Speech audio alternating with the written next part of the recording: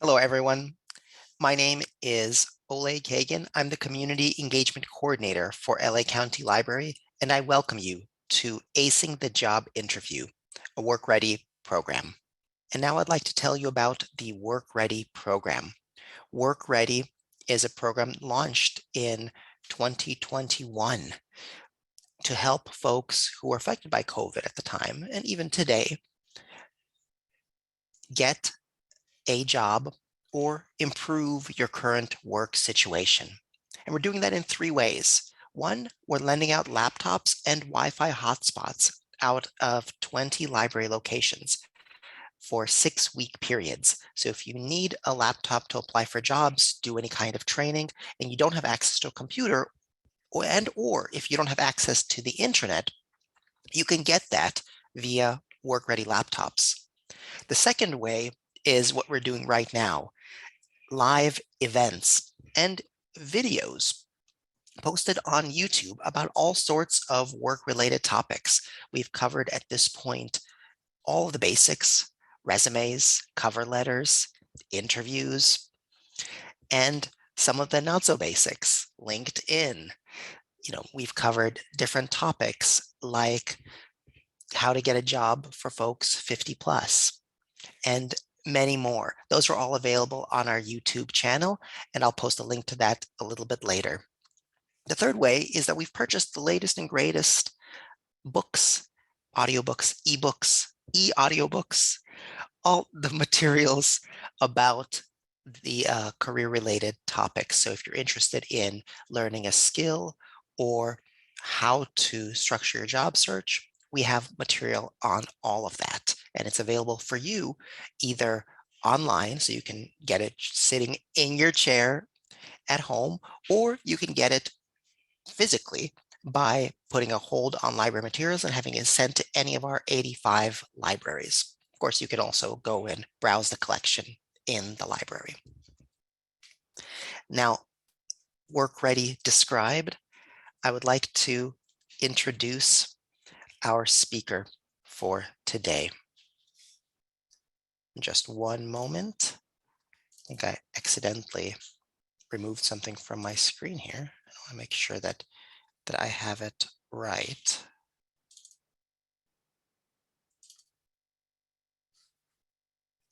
Our speaker for today is Christy Demetrakis. She is a seasoned business professional with 25 plus years of experience in a variety of fields, including sales and management across several Fortune 500 companies. In her current capacity as the North America Sales Capability Director for Procter & Gamble, Christy designs and delivers industry award-winning sales colleges to train the North American selling organization. She's also actively involved in recruiting top talent and mentoring. She holds a bachelor's degree from the University of North Carolina at Chapel Hill and an MBA. She has been married to James for 25 years and lives in Kentucky. She has 2 children and a dog. And with that, I'd like to bring Christy Demetrakis to the stage.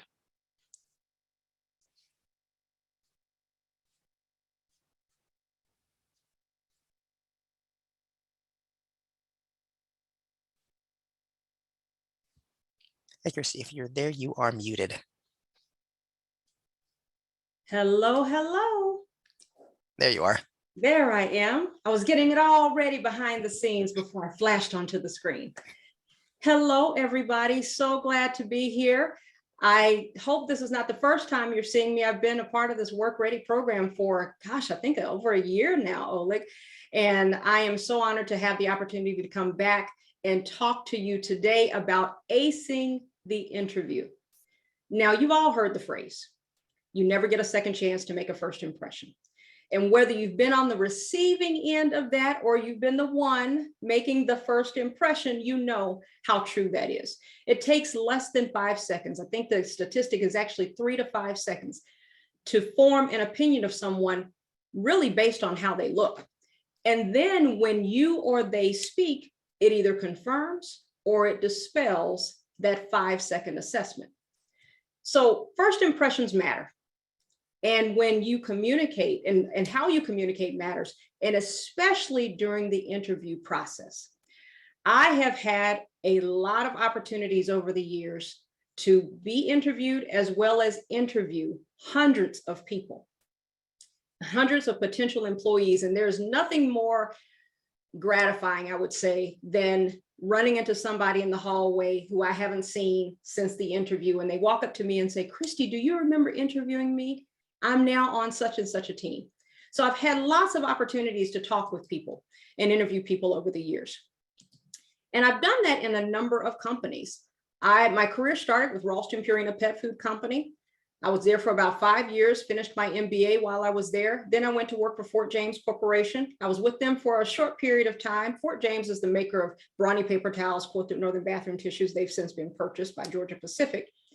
I left there and went to work for Coors Brewing Company. And I was with Coors for 5 years. Then I left there and went to work for the Gillette Company. I was with Gillette for 5 years until Gillette was acquired by Procter & Gamble. And I have been with Procter & Gamble ever since. So collectively, I've been with P&G for about 18 years or so. I always have to look. I have to look at the little thing that's sitting on my desk to tell me how many years it is. So I've had lots of opportunities. I lead our recruiting, Hampton University recruiting team as well. And I'm also on our recruiting team for Procter & Gamble's sales organization. So I have lots of opportunities to interview our potential future, those who are going to continue to keep that stock price going. While I'm on this screen, I'll just give you just a little bit more information. Oleg told you a little bit about my background. I need to update that bio because several years have passed, apparently. I have been married to my husband, James, for 28 years in a couple of weeks. We have 2 babies. I still call them babies. You can see on the picture on the left, they are not babies. My daughter is in her 2nd year of medical school. My son is finishing up his last semester of college. They both attend the University of Louisville. My family, most of my family lives in North Carolina. I'm in Kentucky. They live in North Carolina. So you see that second picture is my parents with my babies. And then you see my 3 dogs. So I think Oleg's, my bio said I have 1 dog. I actually have 2 and a grand dog. So our 2 dogs, the cute little one up front, you know, can't even keep your regular professional voice when you talk about your pets is a problem, but I readily admit that that is me. But anyway, the cute one is Mr. Sam. It's Sam. He's my Cavachon. He's 4, a little over 4 years old. We have Miss Bella, who's just to the left. She's our Bernedoodle, big girl. My husband demanded a big dog this time, so that's her. And then I have my grand dog living with us right now for this last semester of college, and that is Miss Diamond. She is our favorite lovable pit bull. So that's kind of my family. I'm also an author, a 2-time author. My first book is Faith to Conquer Fear, Inspiration to Achieve Your Dreams. It's a book all about helping inspire people to walk in their God-given purpose. And then my second book is my Amazon bestseller, Faith to Conquer Fear, The Journey. So it's all about activation. What I always tell people is if you just read the book, you'll learn a lot about me. But if you actually do the book, you'll learn a whole lot more about yourself. So I take people through my journey of conquering my fears, and I help people to do the same. I started my company, The Empowered Speaker, in 2006 as a public speaking presentation skills training company. And I focus on helping people to become confident and dynamic speakers, because I know, just as I said earlier, first impressions matter and how you communicate matters. And so that has been a part of what I do outside of Procter & Gamble, outside of my corporate career. And I've been doing it for many years. I love it. And I hope that you'll see that I'm pretty good at it. So as we transition, let's talk about some things that are really, really important. There's 2 essential skills for securing and keeping a job: hard skills and soft skills. You've heard these terms, and feel free along the way to enter things in the chat. I can't see the chat right now, but Oleg is going to come off mute every now and then and just give me a feel for what people are saying. And of course, he'll stop me along the way as he sees fit to get me to answer any questions before we go too far. But soft skills are those interpersonal skills that give us the ability to get things done. Then you have hard skills. Hard skills are those skills that are quantifiable and teachable. So we're going to talk about both of these, but first let's talk about top soft skills. So a LinkedIn report found that the top soft skills to future-proof your career include these 6 items: leadership, communication, problem solving, management, time management, so critical, and strategy. So I'm going to focus specifically on communication. Surprise, that's my background, right? So I'm going to focus specifically on communication and specifically as it relates to interviewing. Here's the thing. Communication is key. I started off saying it. I've said it several times already. Communication is key. In my speakers training camp program, which is the program that I teach as a part of my empowered speaker business, I teach people the 3 things that it takes to become a confident and dynamic speaker: steak, like the meat, sizzle, and style. When you think about steak, steak is the foundation of any great presentation. It's the organization. It's the structure of your presentation. So when people tell me when I'm speaking, I ramble, or I lose my train of thought, or I just go blank, I know that they have an opportunity area in the way of organization. The second piece of that is sizzle. Sizzle is all about keeping your audience engaged. If you think back to the last presenter you may have seen, if you actually enjoyed that presenter, you sat there and you listened for 30 minutes, an hour, 2 hours, however long, and you found yourself paying attention the full time, you didn't get distracted by looking at your phone, it's probably because they incorporated elements of sizzle. Sizzle can be stories, testimonials, humor, videos, demos, role plays, breakout sessions, any audience participation. Sizzle is about anything that keeps people engaged and on the journey, as I like to call it. And then there's also style, third piece that helps you to become a confident and dynamic speaker. And style is all the things that you shouldn't notice unless you're doing it wrong. So think eye contact, gestures, how you move in your space, little things, but big things like how you manage Q&A. Some people get really nervous when they are asked questions that they have not prepared for. It's also how do you handle sticky situations. So what I teach people is that if you can become proficient in those 3 areas, steak, sizzle, and style, then you will be well on your way to becoming a confident and dynamic speaker. Now, how does that translate to interviewing? And one of the things I coach people on is how to interview. So all of these elements are really important to public speaking and communication skills because it's important to companies and employers. More and more, the more technology we rely on, the less people focus on the soft skill of communication. And so those who are able to communicate effectively stand out immediately. You stand out different from the rest because so many people are relying on technology, typing with their thumbs to communicate these days that they are discounting and not paying attention to the power of verbal communication. So as we think about communication being key in this space of interviewing, the first thing I want you to consider is stake. So one of the elements of stake is knowing your audience, knowing your audience. So before your interview, you want to make sure you have a strong understanding of the company, who that company is, what do they stand for, what's their history, what's been happening with them in the news, and have some perspective of how they're looking at the future. Because future is important if this is a place where you think you want to work short-term or long-term. So you definitely want to make sure that you've done your due diligence to know your audience, and the company and the perspective of the company is part of your audience. The second piece that goes with this is you also want to do the same thing for your interviewer. If you are given the name of your interviewer, you need to go and look them up on LinkedIn. Most professionals are on LinkedIn. So you definitely want to go look them up on LinkedIn, see where they've worked, see what their educational background is, find some commonalities, or you're looking to see if there are any commonalities. I cannot tell you how many people I interview who have looked me up on LinkedIn and they go, hey, I see you've written 2 books, or I watched your TED Talk, it was great. Let me just say, instant brownie points. Right off the bat, instant brownie points. So that's really, really important to make sure you know the company and you know who you're interviewing with. Number 2, displaying a confident posture and eye contact. Now, this falls under style, which is what I said earlier. Style is all about the nonverbals. So your posture is really a powerful and a science-backed way to improve your confidence. Research has shown that the best presenters are those ones who stand straight, they have their chin up, they have their shoulders back, and not to mention, having great posture, that's confident posture, increases your testosterone.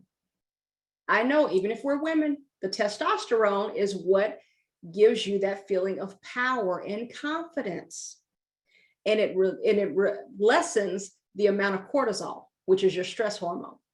So really, it's important to display that confident posture and eye contact. So let's try a little exercise. So I can't see you. I'm just going to assume you're playing along with Christy today. Okay. So let's practice. I want you to sit up straight. And I want you to look at yourself in the camera. So I don't know if you can see your own camera, even though we can't see you, but you should always check to see how you look in your own camera. Even if you're that person who doesn't like to look at themselves. You know that they say that plastic surgery has increased by some exponential number since people have gone virtual, because they're actually looking at themselves and realizing they don't really like what they see. But I digress. So here's what I want you to do. I want you to look at yourself in your camera and make sure that, first of all, that you can see a good portion of yourself in the frame. So if you look at me as an example, you see, call it just below my chest and up. That's really important. So thank you, Oleg. So that's really important. And you want to sit up straight and make sure that your shoulders are back and plant your feet squarely on the floor. That's going to give you your best posture. Now, the other thing is, as you think about your camera angle, you want to set your camera up. So whether you have an external camera like I do, or whether you're looking at the one on your laptop or your tablet, you want it to be at eye level. You want to be looking directly into the camera. What you don't want is for you to be looking down. And you can see if you're looking down at your laptop, or you also don't want to be looking up at a camera. You want it to be great demonstration. So you want to be looking directly into the camera. That's, again, going to instill confidence. You look good, you look confident. And also, by having your hands, or having your camera, call it where you see me or where you see Oleg, it also gives you the ability to use your hands. When you are virtual, it's so easy to just keep your hands down, and because many times we don't have our cameras right and people are seeing just this portion of our head, or they're seeing us like this, which is all terrible. But what your hands allow people to trust you. I shared this on another session that we had before. When people can see your hands, or when they can't see your hands, they tend not to trust you. So when you're in this virtual environment, it's more important than ever to find ways to get that trust. So it's eye contact, looking at the camera. It's also using your hands above the fold so people can actually see them. Okay. So, and if your laptop, if you don't have a stand that allows you to look directly into your camera, you've got some books around, or you've got something that you can sit your laptop on so that you're truly at eye level. That's really, really important. And if you're one of those people who says, I don't like to turn my camera on, let's get over that. We need to turn our cameras on. That helps build connection. Okay. The last thing we're going to talk about on this one is to be concise and straightforward. Every response. So thinking about, we're going to talk about interview questions in just a moment, but as you think about when people ask you a question, it's important to know yourself. Are you that person who has to go all around the mulberry bush before you get to the answer? If you are, we're going to have to tighten it up. We want to be concise and straightforward in our responses. The number of people that I interview at Procter & Gamble, we have seven questions that we ask. We ask 5 behavioral questions. We ask 2 situational questions. I know with that first question whether we're going to get through all 7 questions or not. Here's the thing. My job is to get us through all 7 questions, because I need for you to be able to demonstrate to me through your experiences and your answers that you are the best candidate for the job. But if it takes you 10 minutes to answer the very first question, we're going to have a problem. It means you're taking too long and your answers are not tight and concise. So concise is really, really important. My husband, bless him, sweetheart, we've been together for 28 years, but man, he will take me all around the world. And I have to tell him, I've trained him now. Give me the skinny first. And if I want explanation or I want you to expound, I will ask.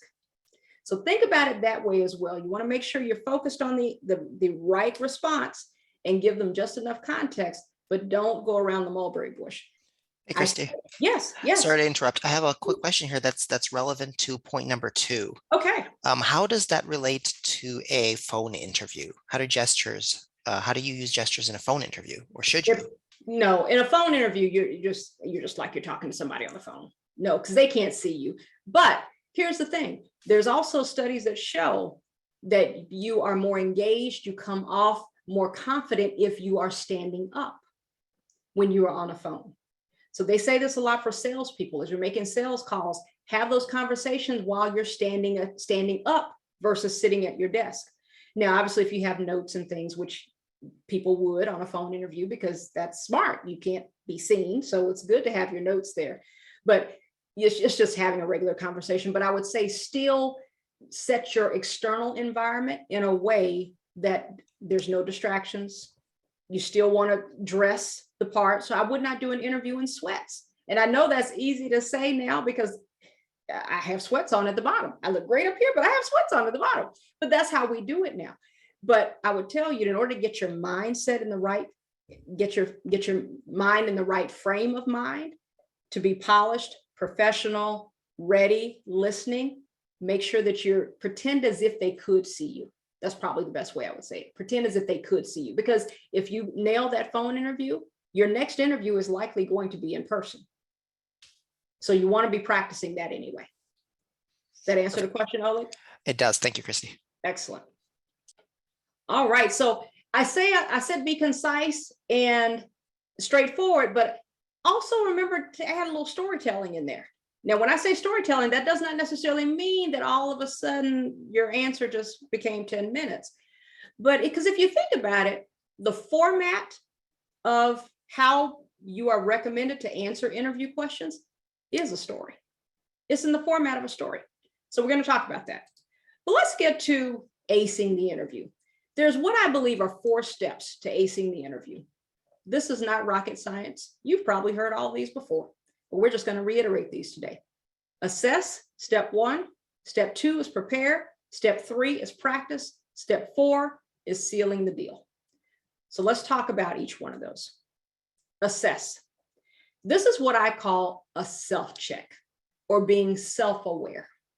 So the very first one we want to talk about is the resume. You've already had a session on the resume. I'm not going to spend a whole lot of time on it other than to say, make sure you are reviewing your resume and have someone else look at it. Our minds are smart enough, our brains are smart enough to fill in any blanks. So while you are reading it and you know what it's supposed to say, your mind will just fill in the blanks. And there will be words missing. There'll be letters missing that you don't recognize because you know what it's supposed to say. That's why it's important to have someone else read it. But also make sure you're looking at it for quality and quantity. Are you including the roles and experiences most relevant to the job that you're actually applying for? Now, I'm not suggesting that you have a different resume for every company, okay? But do make sure that if there are certain skill sets, certain qualifications that they're looking for, that those come out in your resume. Is your resume up to date? Most of us are not interviewing every month consistently. You might be during a window of time when you're really looking for a job, but most of us, it's probably a year or 2 between interviews for a job. Let's just assume that for the sake of the story.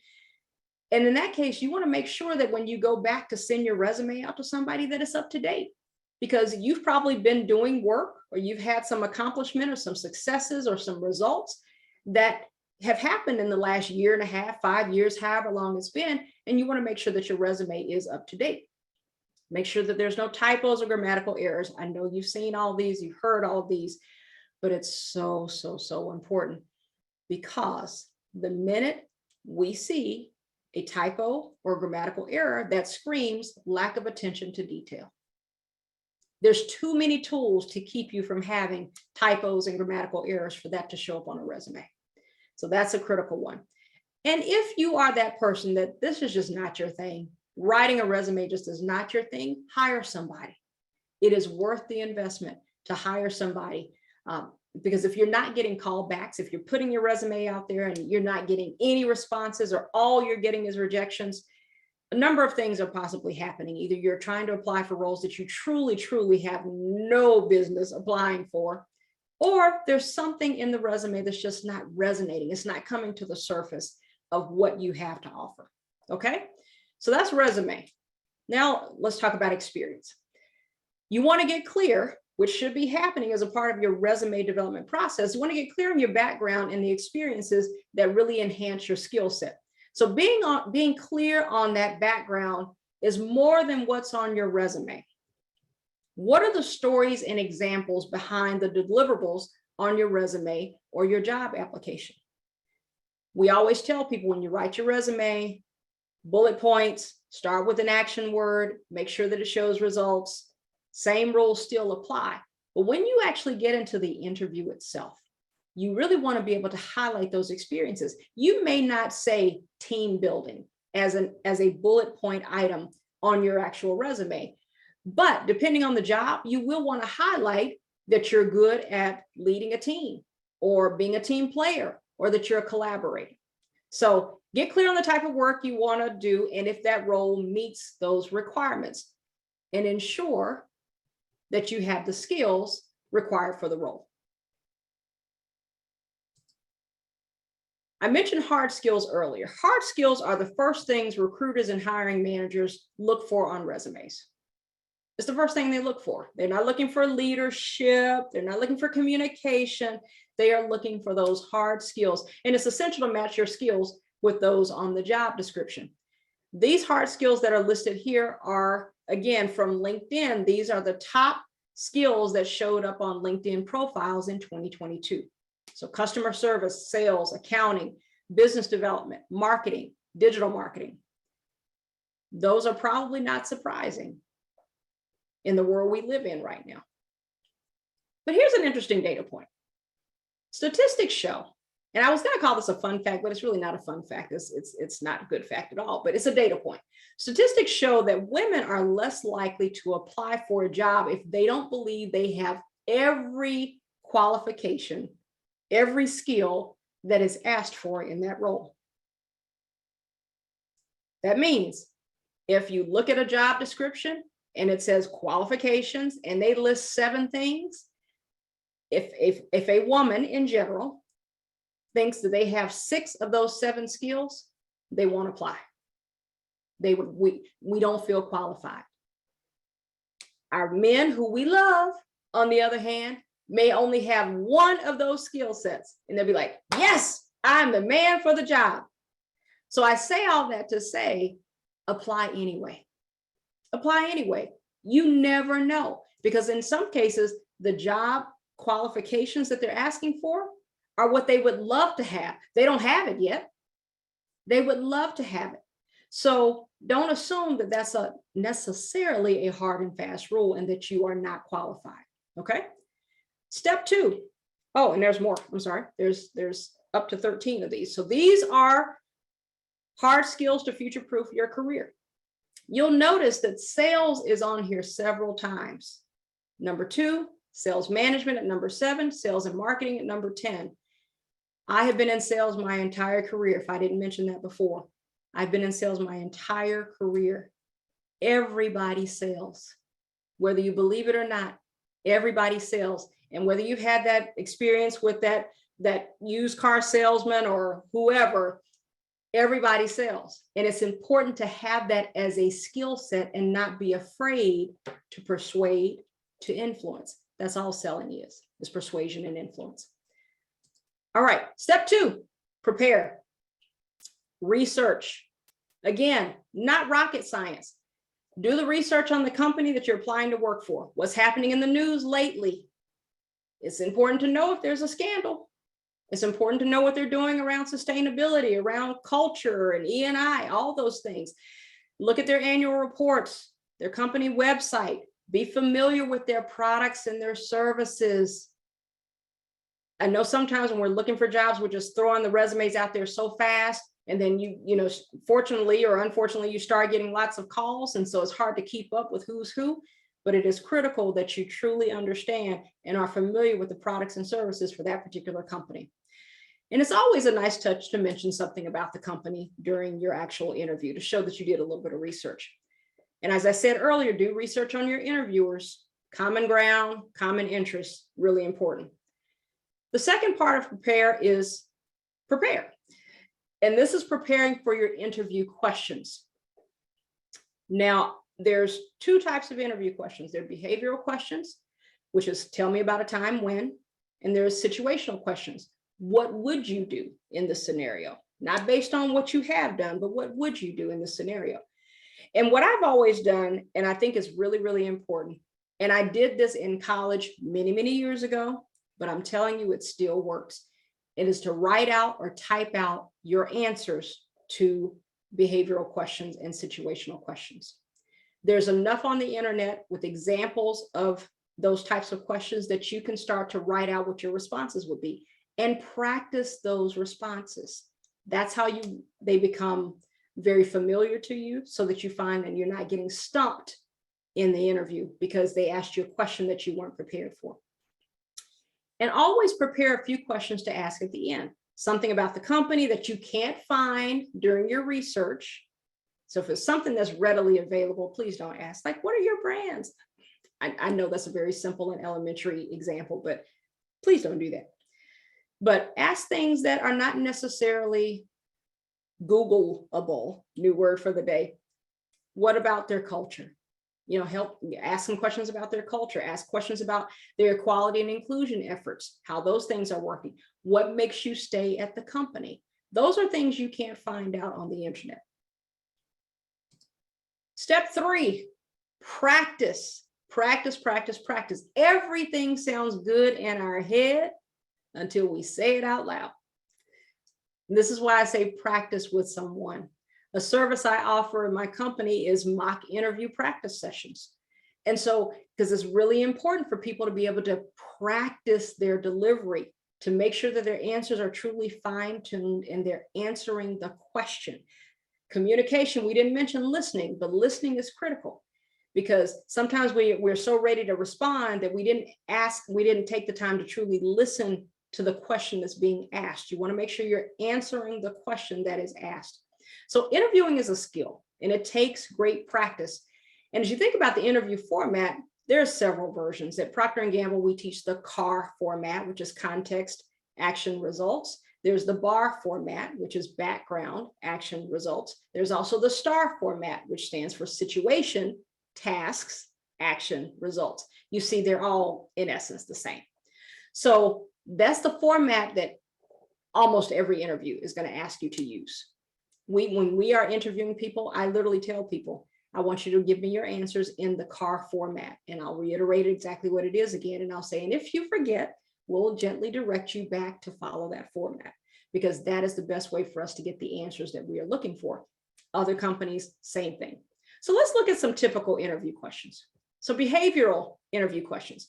Companies will ask questions geared to the hard and soft skills they believe are important for the scope of work you're interviewing for. So they're interested in hearing whether your past experiences translate to the role. So this is what comes out in the behavioral questions. So let's look at a few sample questions. And these behavioral questions will be around topics or themes. So leadership example. Give me an example of when you had to make an important decision without 100% of the information. An example of an innovation question. Tell me about a time when you experimented with or innovated a new way of doing something. Execution. Describe a time when you had to deal with change. What did you do or use to get through this change? Last one, collaboration or teamwork. Give an example of when you had to work with others to deliver results. How did you ensure their success? So let's look at what could be a typical response. So let's pick a question. And this wasn't one of those, but it's similar. This one would be around how you deal with conflict. What do you do when your team member refuses to or just can't complete their part of the work? Give me an example. So let's walk through how that format might work with a response. So the background, there was one coworker at my last company who was notorious for barely delivering or completely missing deadlines. She would always end up delivering exceptional work, so the company seemed to be okay with the missed deadlines. One time, management put us together to work on a time-sensitive project. Our task was to create a sales presentation together for management to review before sending the final version to the client. This was important, so I did not want to risk missing the deadline, as this would also negatively impact other people. Knowing my coworkers' history, I knew I needed to find a way to ensure we collectively delivered the presentation on time. That's the background, the action I took. And when we say action, we want to hear what you did. So we don't listen, we're not interested in we're not interested in my team did. We want to know what I did specifically. So action, I implemented a plan to create a regular cadence of checkpoints and check-ins on our progress. I shared the plan with her to gain her alignment. We checked in each week and leveraged our internal team systems to share our progress along the way. This ensured we were never waiting or wondering where each other was in the process. Though this was a different way of working for her, it did get her to work faster and more efficiently. So that's the action that person took.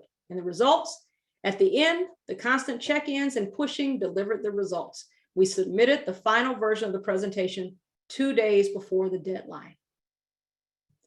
So that's an example of how to succinctly answer that question and hit all the key points, the background, the action, and the results. So in the chat, I'd love for you to tell me, which skills does this answer reveal?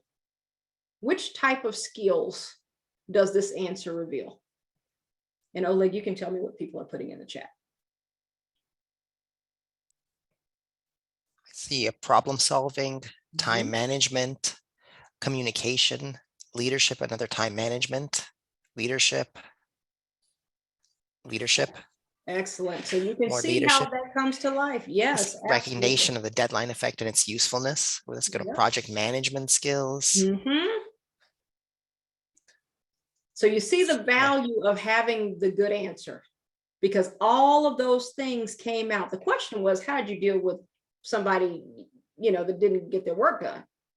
But what came out is all the skills that you have to help get to the deliverable. And that's what companies care about. Situational interview questions. Situational questions, this is where companies, again, they want to know how you would manage key situations. And this is what comes out in those situational questions. So let's look at a couple of examples. You have been working for the past month on a major assignment that is due in 1 week. Today, your supervisor tells you the project must be ready to go in 48 hours. What would you do? So that's an example of a situational question. Another one, you have a coworker who tends to be very confrontational and often has a negative attitude. One day, your coworker asks you to step into a meeting room and confronts you for not keeping her up to date on the progress of a project you both work on. How would you handle it? Now, let's hone in on this second one. So again, the coworker is very confrontational, has a negative attitude. One day they ask you to step into a meeting room because they don't think that you've been doing what you should have been doing. How do you handle it? So let's do a typical response or potential response. So the action, in this case, remember, you only focused on action and results. There is no background. This is what would you do? So the action is, number one, I would listen to understand the issue. I would not match her energy. Number two, if I'm in the wrong, I would apologize, bring her up to date on the project, and establish a plan to improve communication moving forward. Third option, if she's in the wrong and has potentially missed my updates, I would listen and then calmly explain the steps I have been taking over the last few weeks to keep her abreast of the project. I would then reiterate our communication process and seek her input on additional ways we could improve. So those are some actions. Results that I would expect, I expect the situation would de-escalate. We would come to a working solution and create a stronger working relationship moving forward. With that said, I'm going to ask in the chat again, what soft skills does this example communicate? Let's start with the soft skills.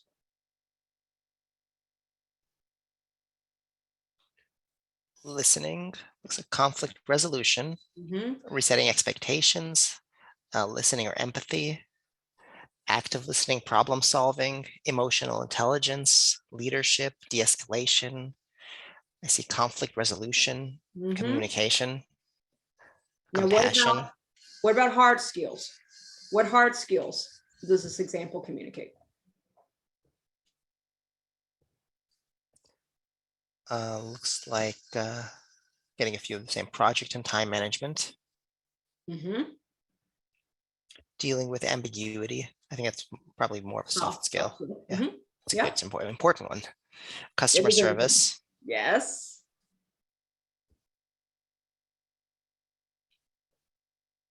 leadership, which I think is a yes, Soft skill. time management, sales and strategy, Mhm. time project management. Good, good, good. Excellent, excellent, excellent. So behavioral and situational questions. The key is let's make sure that we have prepped ahead of time and formulated a couple of answers for each of those. Step 4, sealing the deal. This is the end of the interview. You've answered all 7 questions. This is your opportunity. So here's the money question at the end of any interview. Is there anything I can answer for you that I didn't cover in the questions that would show you I'm a great fit for this role? Let me say it again. Is there anything I can answer for you that I didn't cover in the questions that would show you I'm a great fit for this role? And that gives a wonderful opportunity for them to ask you anything that they might be concerned about. If they didn't get a chance to ask you about your ability to analyze data, that's their open window. If they didn't get an opportunity to ask you, or your responses didn't generate that feeling that you're great with project management or time management, it's a great opportunity for them to follow up and for you to be able to answer in a different way that highlights any things that you didn't get to mention or you didn't think came up across as strongly. And then lastly, ask for the job if you want it. If you don't want the job, you don't ask. I've interviewed for roles before, and halfway through, I was like, I don't have no interest in working for this company. So I didn't ask for the job. I finished up the interview. You never want to burn bridges, but if you want the job, make sure you ask for the job and what the next steps are. So after the interview, you did it.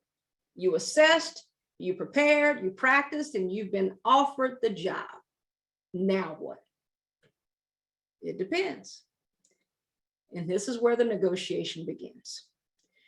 And when we think about negotiation, most people immediately think salary.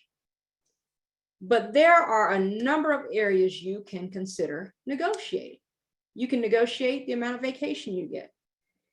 Since COVID, we can certainly negotiate working from a remote location or having a location-free role, meaning you can live wherever you want.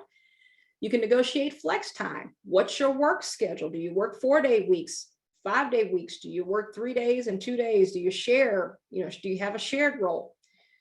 You can negotiate sign-on bonus. This is especially important for people in sales who may be missing out on their annual bonus because of the timing that they're leaving the company. So of course you negotiate a sign-on bonus to compensate you for what you're giving up.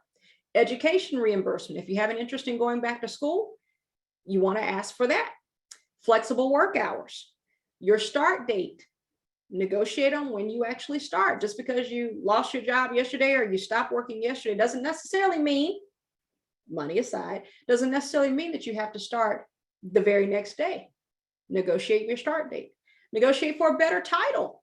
Hey, if you want to be called the VP of whatever, ask. Stock options, relocation costs, childcare. There's a number of things that you can consider in your negotiation. So we should consider those things. So it's not just salary, but because I know the salary is important, let's talk about when to negotiate salary. First time is after the interviewer brings it up. So that's not going to be the first thing that you mention. You want to wait for the interviewer to bring up discussions about pay, because while pay is important, you don't want that to look like that's the only thing you care about. You want to show that you're really focusing on the job and the company culture and what you have to offer. So if your interviewer does not offer this topic first, Consider asking about the starting salary expectations toward the end of the interview when they ask if you have any questions. Okay. Then the second time is once you are offered the position. So you can use this to your advantage when you negotiate your starting salary, because they clearly want you. They've offered you the job. So considering asking for a salary that is above what you're above their original offer, depending on what you study, who you read information from. Asking $5,000 to $10,000 above what their original offer is, I think it depends on the role. Higher up roles, 5 to 10 grand means nothing, right? But depending on where you are, you have to gauge what your prospective employer might be willing to pay you in terms of pay. So when to negotiate is after they bring it up and once you get offered the position. Now, how do you negotiate? In order to approach starting salary negotiations, you need to be prepared. So there's no guarantee that you're going to actually get a higher salary, but you should be able to leverage, should is a strong word. You may be able to leverage your qualifications to be able to command a higher salary than the original offer. So the first one is to do your research. Prior to applying for a job, you really need to complete research on salary expectations within your industry. Consider how factors such as the location, there are certain parts of the country that we know are higher cost of living than others. Job title and education can influence those starting salary levels. We pay MBAs, people with MBAs, more than we pay people who come in with an undergrad degree. So do your research and make sure you understand that. Number two, highlight what you can offer. Think about factors such as job responsibilities you held at your previous job, the skills you've acquired, the level of education you've received. So back to my MBA example. Number three, disclose salary information from your previous job. Now, most cases, when you go through the application process, they will ask you what your current salary is, or they might ask you what your salary requirements are. Those are two very different questions. So your current salary is obviously what you were making when you left that role. Your salary requirements should be, here's what I actually need to make, because you might not have been making what you need to make before, but your salary requirements would be whatever that salary is that is ideal, including your bonuses and any other extraneous things that go into an overall salary. So two very different responses, okay? Number four, discuss your livelihood requirements and needed benefits. So if you have a family, if you have a long commute, or if you would like to relocate in order to be employed by a company, these are factors you can bring up when negotiating your salary. What you don't want to do is mention things like, I got a really expensive car payment, or I really want to travel, so I really need more money because, got to support my habit, or your desire to purchase material goods. Companies don't care about that, okay? So keep it focused on family, commute, relocation, things such as that. And then the last one is discuss job offers you've received from other companies. If it's true, now we're not making up things. So if you absolutely have other job offers from other companies, and we will ask, a candidate will always know when we are really, really interested in them. If we say, do you have any other offers right now? That's immediately, they are interested. And we're trying to figure out how fast we need to move to get you before you go to someone else. So, and if those companies are promising a higher starting salary, then you can say that. Okay, you can say that. So let me pause there and ask if there's any questions, because I'm wrapping up. Oleg. Hey, Christy. Yeah, we've had some questions Okay. posted in the Q&A. Let me go ahead and grab some of those for you. So first of all, you mentioned a question. I think it was during the part when you were towards the end of the interview, sealing the deal. Mm-hmm. Can you repeat that question? I can repeat that question, but I'm going to go back here because I know exactly where it was. Here.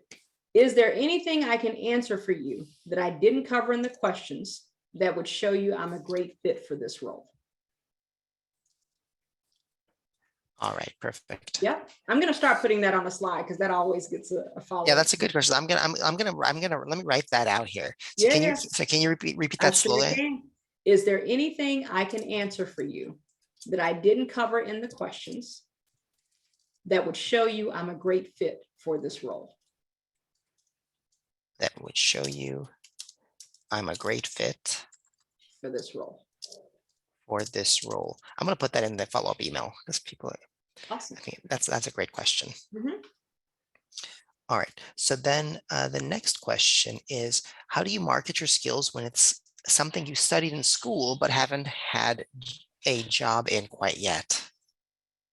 How long has it been since you were in school?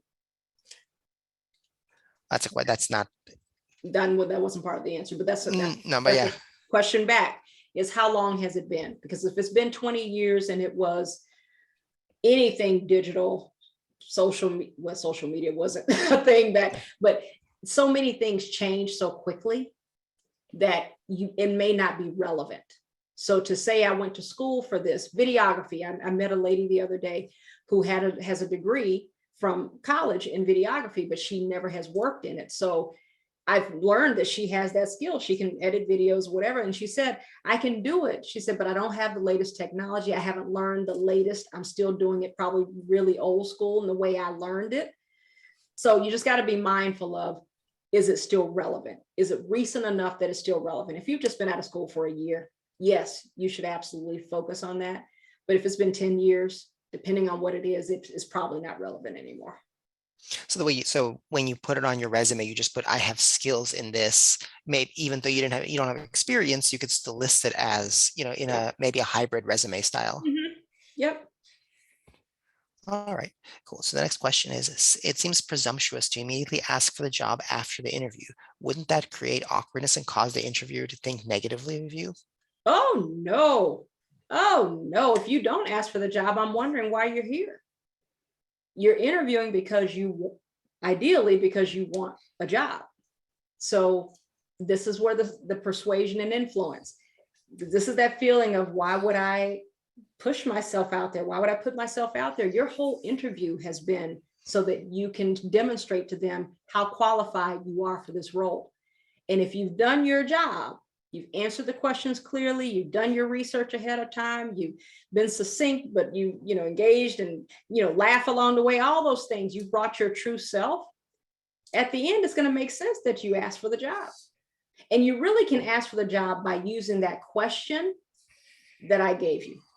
So if it's, feeling some kind of way for you to just say, hey, so I'd really love this job. Can you tell me what next steps are? That's easy. That wasn't bold out there. That's, hey, this has been a great conversation. I'm very interested in this role. What do next steps look like? That's how you can ask for the job. And Oh, probably lady, you tell then, me, did that sound aggressive?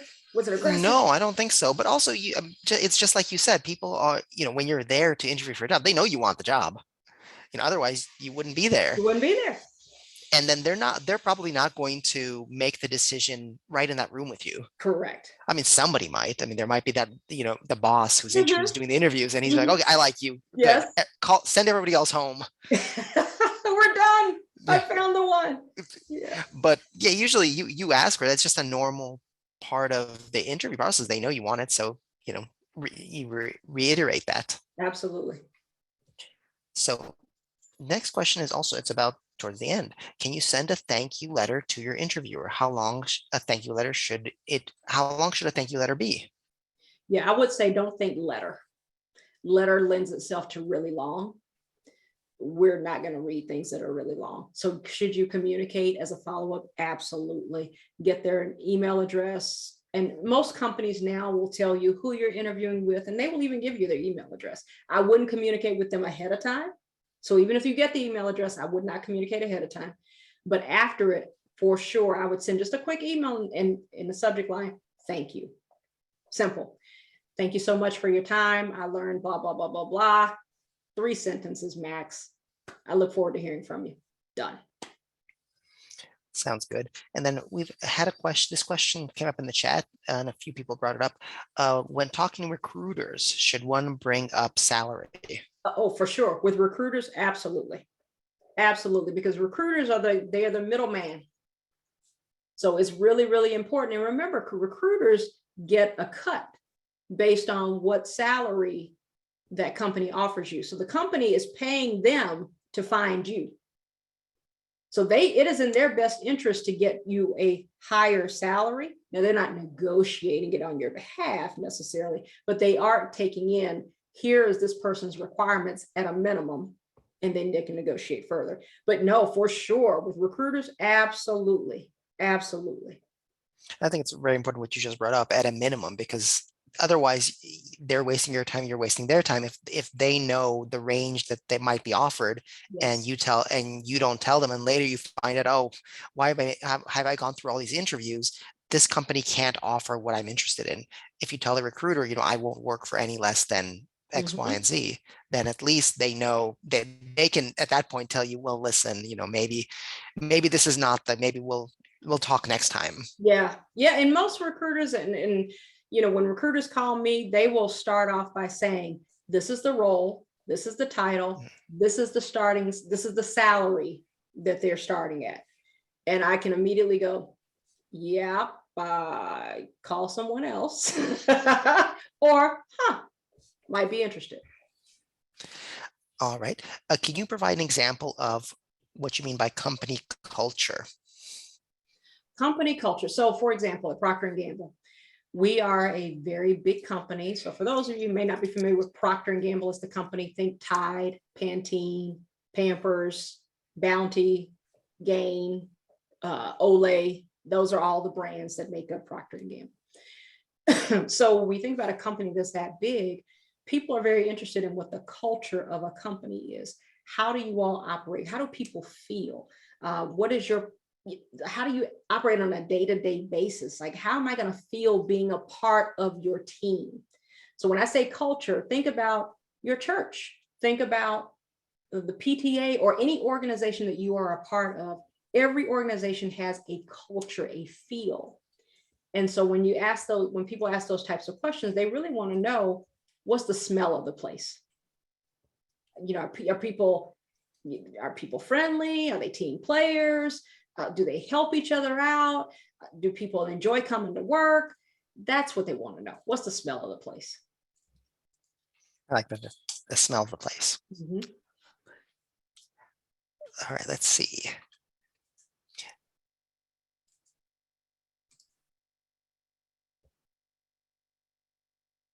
The recruiter often asks first, before you have the interview, what your salary expectations are. How do you deflect this so that you can and are not showing your cards without knowing their range? Their range will be lower than what they can really offer.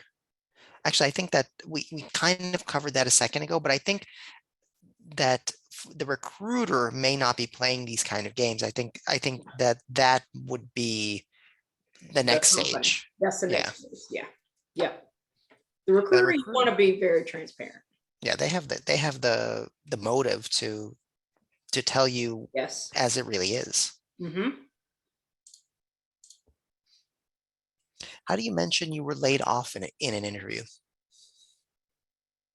I think it just comes up. I mean, it's on your resume. So at some point, you can decide. Let me say that.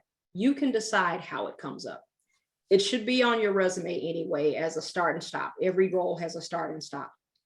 And if you've been out of work if it shows a significant gap from January of 21 to January of 2022, for example, I, as an interviewer, am going to see that.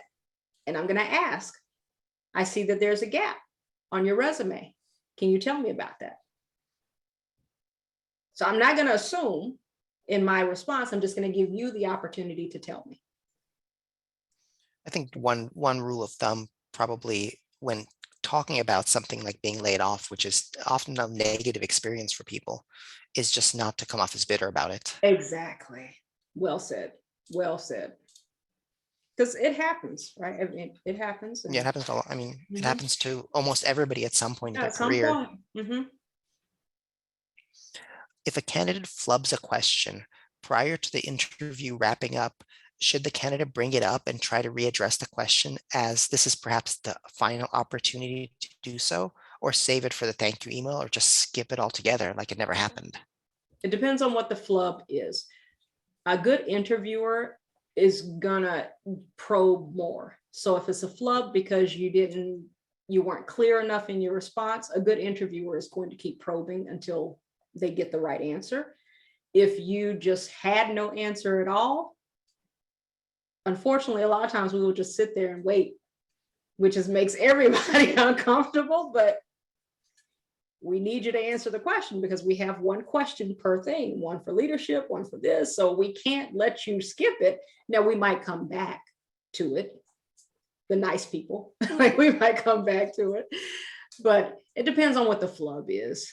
You know, there's some element of nerves with every interview. It doesn't matter how confident you are in your abilities, and it's okay. We're human.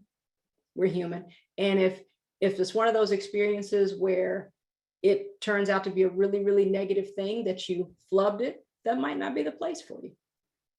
Right? Yeah, exactly. And yeah, interviewers know that people are nervous when they come to interviews. Sometimes the interviewers themselves are nervous. Mm-hmm. Which is, I never thought about it until I interview people. And I'm a little nervous right now too. I don't know what's going to happen here. And so I don't know. I feel like good interviewers are trying to help because they always want, it's just like the recruiter. They always want to see the person that's going to knock their socks off. Yes. There's nothing worse, Oleg, I'll tell you. So usually when we interview, we have, call it 3 interviews back to back. We do interviews on Fridays. We have interviews back to back. And there is nothing worse than at the end of the day going, oh, that was a waste of time because you didn't find anybody that was really, what we were looking for that day. We want a successful day. Right. Or in seeing somebody just suffering in front of you. Yeah. You just want to reach out and go, you do. It's okay. It's okay. Take a step back. Yeah. Let's take a sip of water. We've got time. It's okay. Yep. So you do try to put people at ease. Mm-hmm. Yeah. What else do we have?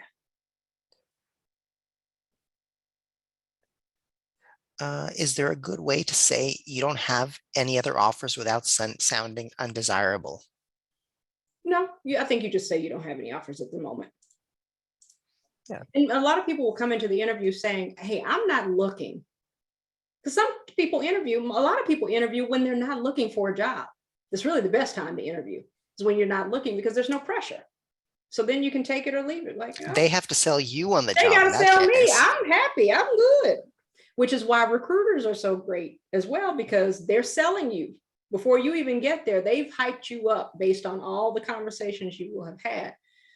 So no, if you don't have another offer and they ask that question again, that's a good sign that they're asking. So just consider that a positive.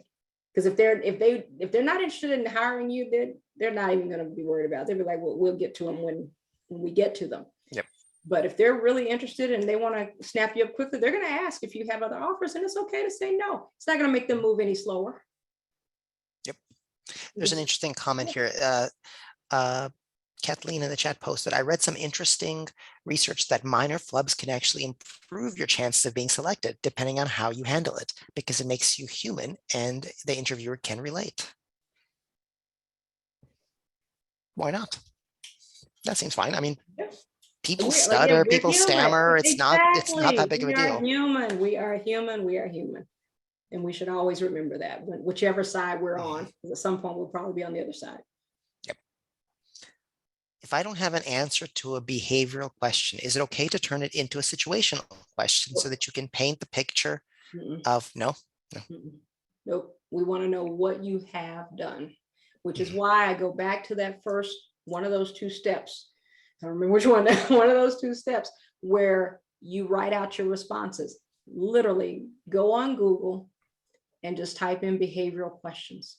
And there will be a litany of types of questions around conflict resolution, all the different themes, leadership, execution, resources, like how do you manage money and when you don't have a lot of resources, those types of things, and come up with 2 responses for each type of question. It's going to take you a minute, but it is worth it to do, because inevitably we'll ask you to give us an example. And if that example is like, do you have another example? We're always going to ask you, do you have a second example? And if you've only prepared one, you're going to be dead in the water. No, I'm sorry, that's the only answer I have. No, have a second example. How do you market yourself for a position you have skills and years of experience for, but not in the field of the new position? I think you just apply, right? I mean, Cover letter. we say market ourselves. Yeah. You just apply. I mean, You have the skills and you have the yeah, experience, you put it on the resume. And then in the cover letter, say, I'm changing positions. I have, and here's yeah. why I'm a good fit for this role. And in some cases, there's not a lot of cover letters anymore. So at Procter & Gamble, there are no cover letters. Everything is an automated process.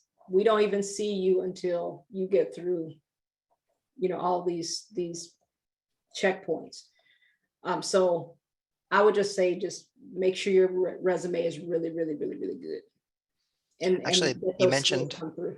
you mentioned resume writers earlier, and that's actually a really great situation where resume writer might come in handy, somebody who's familiar with the differences between the roles and can translate the language from the field that you had before and all the skills and the things that you did before to your new field, to the Exactly. language used in your new field. So you may have done exactly the same thing, but call it something different.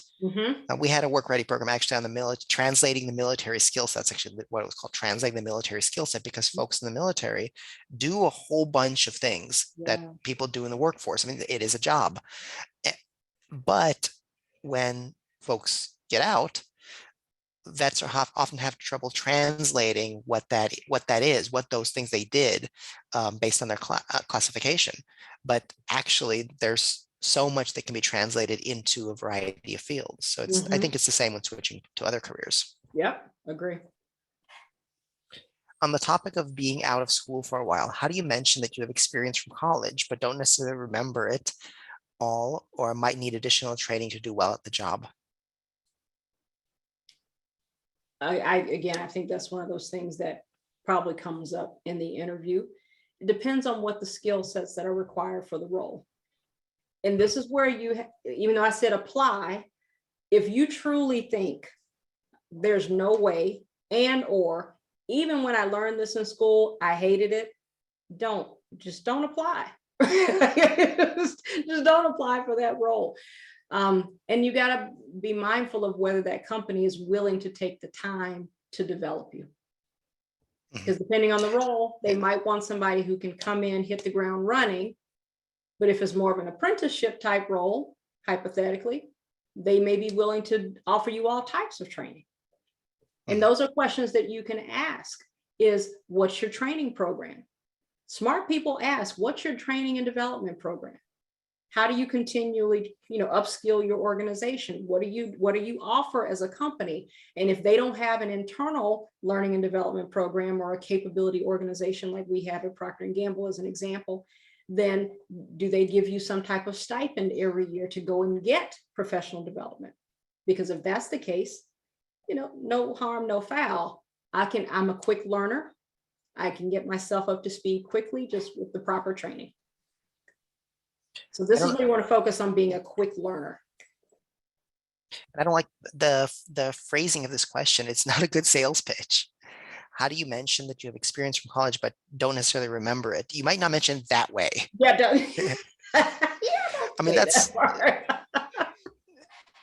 I think if you can phrase it in a way that's a little bit more positive, or in a way that, when even just asking for the training, that, that you're focused ahead, or if you've been reviewing, before, here's what I've done, I haven't done this, but here's what I've done in the last while, that's kind of plugs that hole.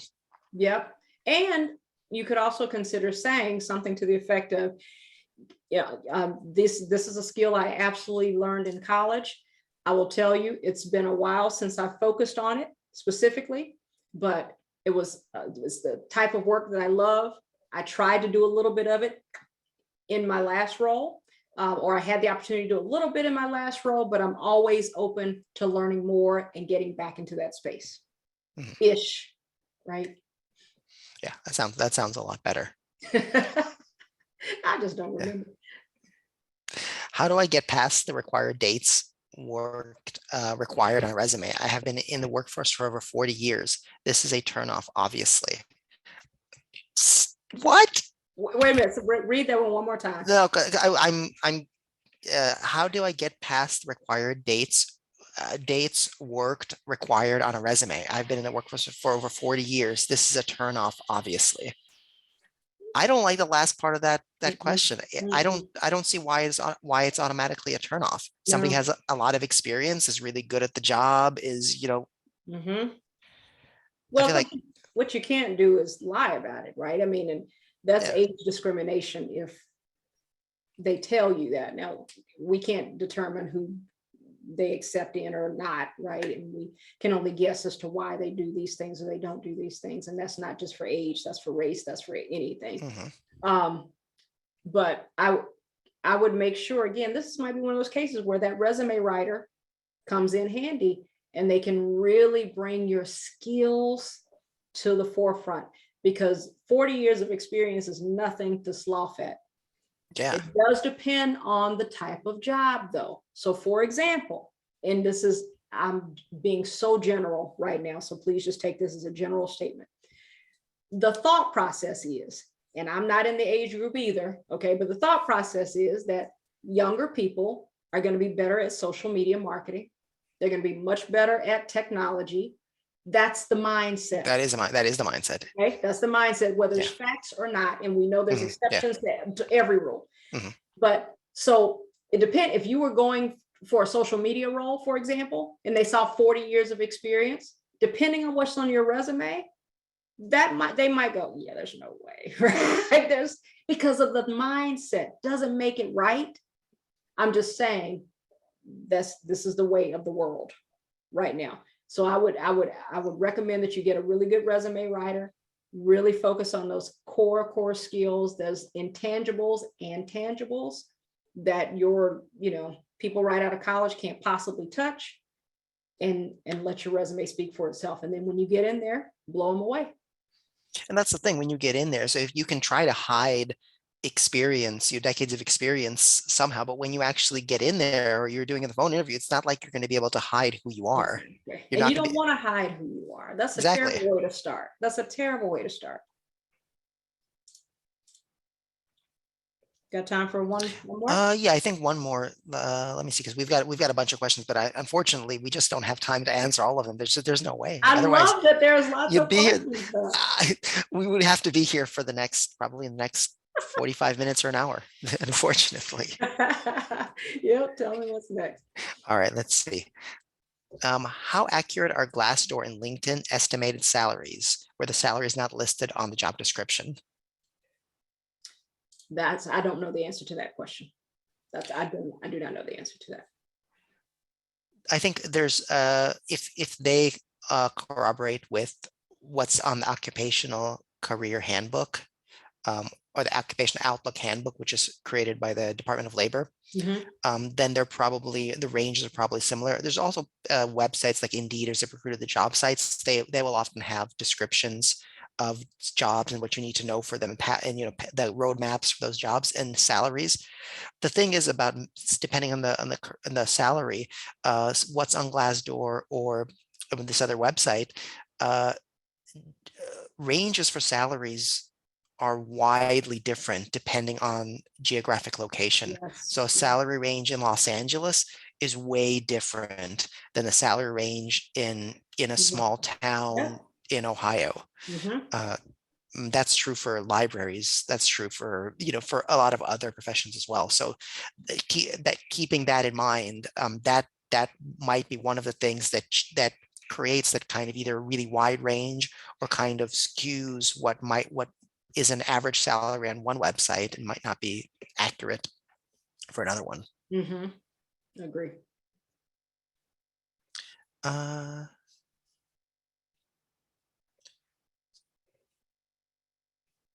if you left your previous job, would you avoid saying anything negative about the company when asked why you left? Of course. Of course.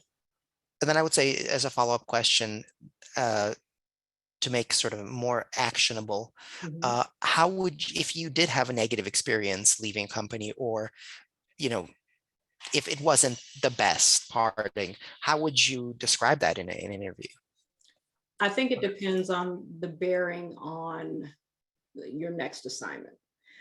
So if you left because the culture wasn't what you wanted, or you didn't feel like they treated people like you fairly, or you weren't getting promoted as quickly as you thought you should, I think first of all, you need to be clear on what it is, why you left. And sometimes we think we know why we left, but then once we take a step back, we're like, well, you know what? It was actually these three things. And I left because I was angry that day. But if I look back, it's really all these things combined. And I would flip that to questions I would ask of the company. So for example, we'd ask, hey, so I see you, because I asked that question. So why are you looking to leave? Especially if they haven't left. Why are you looking to leave? Because I don't really care why they left their last company as much. It usually comes out in the interview, but why are you looking to leave? And I leave it open. And it's the response is, well, when I started with that company, I had ambitions of this. When I, spoke to the interviewer, I was clear that the company supported this, they supported this, and they supported this. And over the last 3 years, I found that not to be the case, at least for me. And so, in areas of this, I found that the company's position in this area doesn't align with what I value. In this area, unfortunately, I had two managers who didn't fully support me, or didn't fully coach me, or didn't fully train me. But you got to position it in a way that the next company can fix it. Right. So you left because you didn't feel like you were being properly developed. But I love to be coached. I love to get feedback. So that's really important to me. Is having a good manager is really, really important to me, and being a good manager, if that's the type of role. So that's a piece that's really important, and that's a real fact. Most people leave companies because of managers, not because of the company. So to say that wouldn't be this, oh my God, you left because of a manager. No, that's what most people do. Okay. But I would really be very strategic to think, so to be able to articulate what are call it 1 to 2 things. Don't give a whole list. What are the 1 to 2 things that, were kind of deal breakers for you, and say, but I'm really looking for, that there was a ton that I got out of that experience. I learned this, I learned this, I learned this.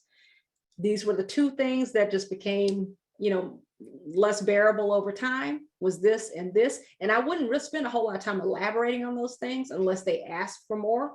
But I would just say, that the company, I worked for that company for 5 years. And over that time, I met some great people. I did this, we had that, blah, blah, blah. Make sure the positive outweighs the negative. But at the end of the day, there were 2 very critical things that for me were kind of deal breakers. It was this, and it was this. So with that said, I made the decision to leave the company. That question is not to spill your guts time, but it's because you're Not. moving forward, That's because right. those 2 things that are helping you move forward. And what we don't want to do is bring someone negative into our company. Mhm. Yeah. All right, Christy, thank you very, very much You're for very this welcome. presentation. I know every time we bring you on, I always learn something new. And if you would like to get in touch with Christy, her information is on the screen. And I'll send a follow-up email with the video link to the presentation and the slides next week. And with that, I bid everybody good afternoon, and we'll see you next time. Bye-bye.